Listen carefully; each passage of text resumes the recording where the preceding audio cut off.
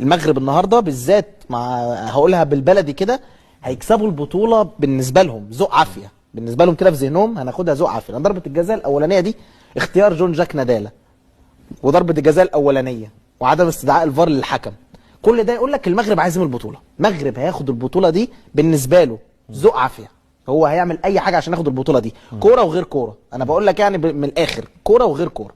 طيب انعكس ده في الفار مش هيبقى موجود يعني؟ لا انا بقول لك كل شيء. لا بس في ضربه الجزاء الثانيه الفار استدعاها. لا لان ضربه الجزاء ما فيهاش حاجه. ما هو ثاني واحده اللي هي بتاع دياز. ثانيه بتاع الاثنين، هما الاثنين على دياز ورحيمي صح؟ دياز الثانيه. دياز الاولانيه دي في ايده اصلا كانت باينه قوي، بس انا مش عارف العرقله نفسها كان فيها مشكله، لان يعني بيتهيألي العرقله ما فيهاش واتحسبت. فاللي عايز اقوله انه وده والله لا طعن في ذمم ولا الكلام ده، بس بقول لك انه هي كده الكره الافريقيه لو ما لعبتش اللعبه دي تلعب عليك. انا بقول لك يعني انت من دلوقتي يعني لابد من بدايه كده قبل ما نوصل للادوار المتقدمه يبقى في منظور، لان البطوله دي يعني لازم تشتغل بين الاروقه زي ما بتشتغل جوه الملعب من الاخر. واحنا عندنا رئيس الاتحاد الباشمهندس هنا بوريده رجل يملك من انه على الاقل ما يبقاش النهارده جون جاك نادالا مثلا حكم الافتتاح.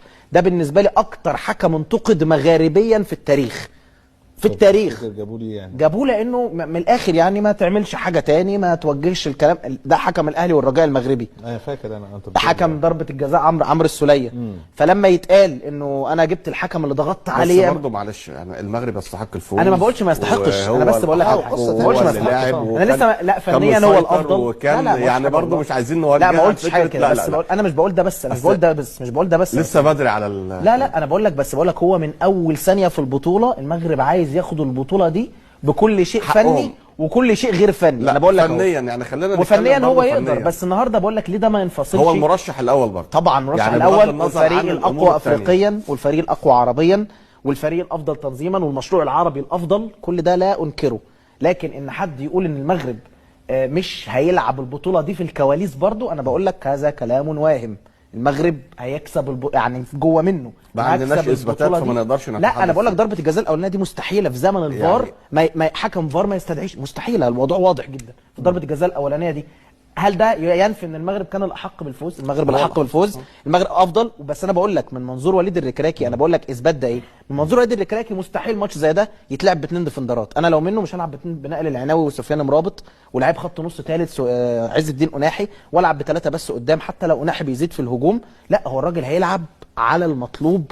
2-0 دي زي 1-0 زي نص صفر، هو هيكسب بدون اي تصور كلاسيكي عن كرة القدم المغربية الممتعة. لو عايز يلعب كرة ممتعة هينزل الزلزولي وينزل، يبدأ بالكعبي ويبدأ بالنصيري ويلعبها سيرك. هو بقى مش عايز السيرك القديم ده، هو عايز يكسب البطولة دي. الواقعية اللي انت بتتكلم عنها، الواقعية دي تقول لك انه يعني انا بقول لك المغرب بغض المستحق اداء، عشان برضو نرجع المستحق اداء في البطولة دي وغير البطولة دي هو الفريق الاقوى افريقيا اخر سنوات. خلي بالك المقصود من احمد انه جميع كل المنتخبات اللي استضافت هذه البطولة بتبقى في امور ممكن مش عايز اقول ان في ضربه الجزاء بتاعت ابراهيم سعيد، ضربه الجزاء بتاعت ابراهيم سعيد 2006 ما احنا استضفناها برضه يعني لا ما احنا استضفناها احنا لما الامور فير، كانت امور فير. ابراهيم سعيد ما فير طبعا كنا نستحق، لكن ابراهيم سعيد في قبل نهائي كاس افريقيا مع السنغال لا انا قصدي حكم حسب ورجع عمل ايده كده. شرط لا يعني والله العظيم حصلت. انا مش بقول لك انه المغرب بدعه يعني. احنا لما خسرنا في النهائي في 2017 وخسرنا في النهائي بتاع روي